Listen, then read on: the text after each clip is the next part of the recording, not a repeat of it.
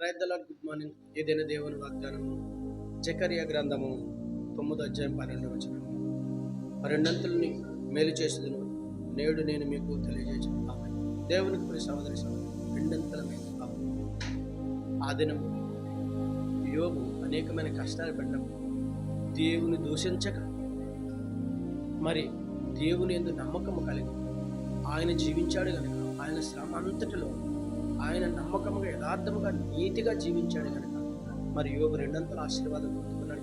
ఈ విధముగా నిన్ను చుట్టి ముట్టి ఉన్న ఆర్థిక ఇబ్బందులు, నిన్ను చుట్టి ముట్టిన అనారోగ్యములు, నిన్ను చుట్టుముట్టి ఉన్న సమస్యల వలయములో ఉంటుండగా దేవుని దూషించక మరి దేవుని వ్యతిరేకించక ఆయన సన్నిధిలో యోబు వలె సహనము కలిగి, ఓర్పును కలిగి, నిరీక్షణను కలిగి ప్రార్థించగలిగితే మరి యోబుకిచ్చిన రెండంతల ఆశీర్వాదం నీకును దేవుడు నీకు ఇచ్చి నడిపిస్తానని, రాబోతున్న మరి నూతన సంవత్సరం నీకు రెండంతల మేలును కలుగజేస్తానని ప్రభువైన యేసుక్రీస్తు వారి నీకు మాట్లాడుతుండగా మరి శ్రమని కలిగి, ఓర్పుని కలిగి, నిరీక్షణ కలిగి ప్రార్థించగలిగితే సహోదరుడ సహోదరి గొప్ప ఆశీర్వాదం అందుకుంటామని ప్రభువైన యేసుక్రీస్తు వారి వాగ్దానం ద్వారా నీతో మాట్లాడుతామే. ప్రార్థన చేద్దాం.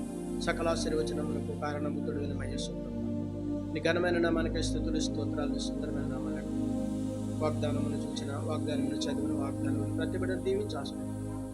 యేసుక్రీస్తు పరిశుద్ధమైన నామములో అడిగి వేడుకొంచున్నాను పరమ తండ్రి. ఆమేన్.